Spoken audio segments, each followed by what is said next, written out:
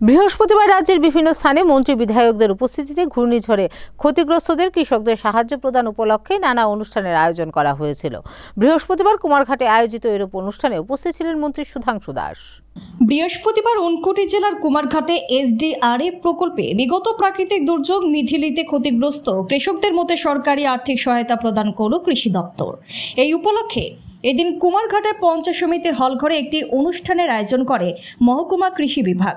অনুষ্ঠানের উদ্বোধন করেন রাজ্যের মন্ত্রী সুধাংশু দাস। কৃষকদের সাহায্য প্রদান অনুষ্ঠানে মন্ত্রী ছাড়াও ঊনকোটি জেলা পরিষদের সভাধিপতি অমলেন্দু দাস, কুমারঘাট পঞ্চায়েত সমিতির চেয়ারপারসন সুমতি দাস সহ কৃষি দপ্তরের আধিকারিকরা উপস্থিত ছিলেন। এদিন সরকারি অনুষ্ঠানে চিঠি দিয়েই মহকুমার সাংবাদিকদের সংবাদ সংগ্রহের আমন্ত্রণ জানায় আয়োজকরা, কিন্তু অনুষ্ঠানে উপস্থিত সেই সাংবাদিকদেরই আয়োজকদের চরম অসহযোগিতার শিকার হতে হলো বলে অভিযোগ। এ নিয়ে মহকুমার সাংবাদিকদের মধ্যে ক্ষোভ দেখা দেয়। অন্যদিকে অনুষ্ঠানে ক্ষতিগ্রস্ত কৃষকদের মধ্যে আর্থিক সহায়তার চেক এবং কিছু কৃষিজ যন্ত্রপাতি তুলে দেয় কৃষি দপ্তর। কৃষক কল্যাণে আয়োজিত অনুষ্ঠানে আলোচনা রাখতে গিয়ে মন্ত্রী বলেন, দেশ তথা রাজ্যের অর্থনীতির বিকাশের মূল ভিত কৃষক, তাই কৃষকদের আয় বাড়াতে বিভিন্নভাবে উদ্যোগ গ্রহণ করেছে সরকার। এদিন কৃষির পাশাপাশি মাছ চাষে লাভের হারের ফারাকও এদিন বোঝালেন মন্ত্রী।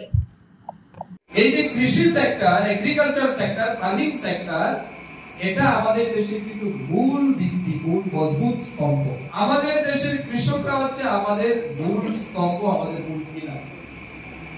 এটা যদি ভেঙে পড়ে যায় তাহলে দেশ ভেঙে পড়বে, দেশে বিপর্যয় আসবে, আর্থিক অঘটন ঘটবে।